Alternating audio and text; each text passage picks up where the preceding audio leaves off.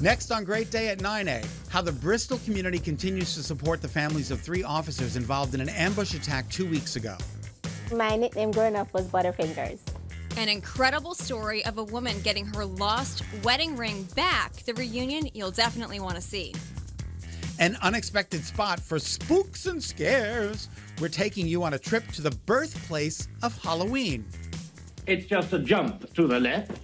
And it's a time warp on Great Day at 9A when the original Brad joins us live. What it's like for Barry Bostwick to revisit Rocky Horror.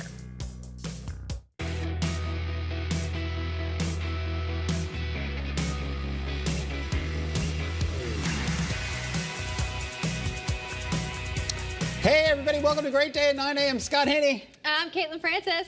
And for Nicole. How are you? I'm doing well. How are you doing? I'm excited to talk to Mr. Bostwick. I know, it's so exciting. It's 47 years since the Rocky Horror Picture Show came out. It doesn't seem like it could even You that weren't could even be possible. around. I wasn't. I was certainly here, but I was a kid even when I came out. I was a kid. It really doesn't seem like that's even realistic. Let's do the time warp, yeah. I'm just Do you a know the sweet dance? transvestite. No, I don't know the dance. It's just a step to the left and then a step to the right. It's very self-explanatory. A jump to the left Very and then a step to the right. self-explanatory. Yeah, something like that. Anyway, so we got some headlines to get to. Yes, we do. We're going to get to the forecast coming up shortly as well, but those top stories now. It's been 2 weeks since 2 Bristol police officers were killed while on duty. Lieutenant Dustin DeMonte and Sergeant Alex Hamzy were gunned down while responding to what they thought was a domestic violence call. The shooting investigation is being handled by state police. We're expecting to hear from city officials in Bristol at 11 o'clock this morning with an update on fundraising efforts for the families, as well as how the community is trying to heal. They sacrificed their lives for us. The least that we could do is to remember them, to always keep their families, close to our heart. We're doing as much as we can to keep their names alive and, keep it out there and just keep our Bristol community tight and just little town just keeps getting tighter each day. The Lights on Rosewood House have also been collecting donations and hosting fundraisers. They're setting up an online store for hoodies right now, with the proceeds going to the families. So far, they've raised more than $17,000 for the 3 families impacted by the tragedy, including Officer Alec Iarato, who survived. The link is for the hoodies is on the Channel 3 app. All right. Lots of fundraisers, Scott. Yeah, it's really, and the house is beautiful too, right? 3 Cares is supporting efforts to remember the fallen Bristol police officers this Friday. Connecticut country singer, Jordan Oakes will perform at a special show to honor Lieutenant Dustin Diamante and Sergeant Alex Hamzy. The Light the Night Blue concert is happening at the Cadillac Ranch in Southington. 50% of all the proceeds will go to the fund set up by the Bristol Police Department. Yeah, a lot of people are expected to attend. I think tickets are almost sold out. Yeah, so. It's not a huge venue, so if you want to get tickets, get them now. Yep, definitely. And a local nursing home's putting together gift bags to support Bristol and Southington first responders. This year's theme is Warm Feet, Warmer Hearts. Nice. Yeah, they're trying to collect 1,000 pair of socks to make 1,000 bags. So donations can be dropped off at the Summit at Plantsville on Summit Street in Plantsville. That's right. All right, new details are emerging on the plan to put armed security officers in schools in East Hampton. The town approved extra funding to start the hiring process. An additional $85,000 was set aside for the program. The town will begin interviewing candidates for the positions next month. So new ASOs will be placed at Memorial School, Center School, and Middle School starting in early January. We know this is important to you, and we're going to continue to bring you more information about the armed officers on the air, of course, and on the Channel 3 app as it comes in. You can also find information about other districts in our state planning to bring in armed security as well. All right, new information now about some heated debate. Pride flags are allowed to fly again at Stonington schools. The school board unanimously voted to bring them back to classrooms. In a special meeting last night, flags had been removed from schools after a parent complaint that flying pride flags in and around schools, around school property could actually violate the school board's rule of no political material within schools. Well, the school board decided pride flags are not political, but rather cross all party lines and stand for inclusivity and diversity. So teachers now have the option to put pride flags back in their classrooms. The board's expected to discuss the topic further at their next board meeting. All right, we are going to take a look at the forecast, which has been so gloomy. Not the best, but you know what? We were talking about this a little bit earlier this morning. There was some sunshine yesterday, and it ended up being a very beautiful afternoon. Yes, not where I was, but I do apologize, that's but where okay. I was, it was beautiful. It was downright dreary, and we're off and running with another dreary start. You can see a little bit of rain paralleling the state, some of it trying to sneak into Jewett City, Danielson, Sterling.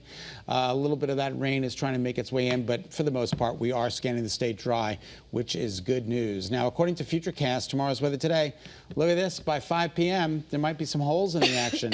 A cold front is going to be coming in from the west. It's going to knock this precipitation out of here. Look at tomorrow, very early in the morning. It's clear. We actually might see some sunshine tomorrow morning for sunup. And then during the day tomorrow, just an absolutely gorgeous day of weather. So that's some good news. For the rest of today, we're talking about temperatures that are mild. 60 is the normal high.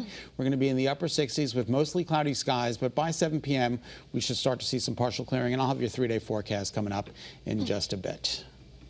What do you think? I think I'll take the end of the week. Yeah, that's coming. I know. Well, the end of the week is always coming because we start off at the beginning and then at the end. Thank you, Burks. Thank you for the explanation. Anytime, anything I can do to help. All right. Well, this next story has a ring to it. Certainly, a Farmington woman got a surprise of a lifetime after she thought she lost her wedding ring forever. Yeah. Are you Deanna? Yes. Get your ring for you. Get your ring? Wow. I couldn't do anything more than hug him and hug him and hug him and hug him. I was speechless. Deanna She was Crooks speechless. accidentally dropped her ring down a storm drain outside of a home they were showing to a real estate client. Deanna's husband, Chris, called police and the MDC, who were able to find the ring by sucking everything out of the drain. Unbelievable. It's a beautiful ring. I'm so glad she got that back. I know. Can you imagine the stress that you probably feel? And you know it's in there. I know. And you're just like, you just hope and you just get it out of there. I got to get this ring back on my finger. But she did call herself Butterfingers, so I guess did hear her say that. Poor thing. Poor I mean, thing. thank goodness she got it back. It's not just the material value; it's the sentimental. Yeah, like that's your. Do you wear jewelry or any rings or anything like that? I have one. It's my birthstone. Oh, that's beautiful. Yeah. I don't think I've ever noticed that. Stunning. Oh, thank you. What is your birthstone? It's an amethyst. Amethyst. Yeah. What's yours? I wear this. This was my 21st college it's your college graduation and 21st birthday gift from my mother. We were just talking about numbers. So 21's my number. Yeah. And you said 27's. 27 is my birthday. So if you're looking to play the Powerball jackpot, it's Which over is tonight, $700 million. I feel like you need to put your pinky up here. 700 million. All right. Halloween is lots of screams and scares. Yeah, but for the little ones, there's a great option that's not as scary. And Marcy Jones is live to tell us more. Marcy, hello. Hello, that's absolutely correct. We've been doing lots of spooky things for the month of October, as you know. This is another really cool thing that, as you mentioned, is not going to scare the kids. Look at our friendly little pirate skeleton that we have here. This is the Night of 1001 Pumpkins. We are obviously in the town of Windsor at their fabulous LP Wilson Community Center. I'm going to head down here so that you guys can see another little sneak peek of one of these fabulous skeletons. Now, folks are invited to come on down, get some pumpkins, have some apple cider donuts, as well as watch one of my absolute favorite films of all time, Great Pumpkin Charlie Brown. So you get to have a little fun with the kids, get into the spirit, and it's just going to be so much fun. And I'm going to be joined by Rich, one of the organizers of this fabulous event, and he's going to tell us all of the details that I don't know yet. So I know that you're going to have a ton of burning questions, Scott. Any right now that you're thinking of that I can ask? I'm thinking that's a good place to go see the movie because Yeah. I only think it's being shown on Apple Plus. Oh, yeah, but they're making it available for free for people on specific days. Okay. Specific days, but Yeah. you can And watch it speaking there. of free, this is a free event, and it's going to be on the big screen, so it's going to be fabulous. We'll give you all the Yes. dates coming up. All right. Thanks, Mars. We'll talk to you in just a bit.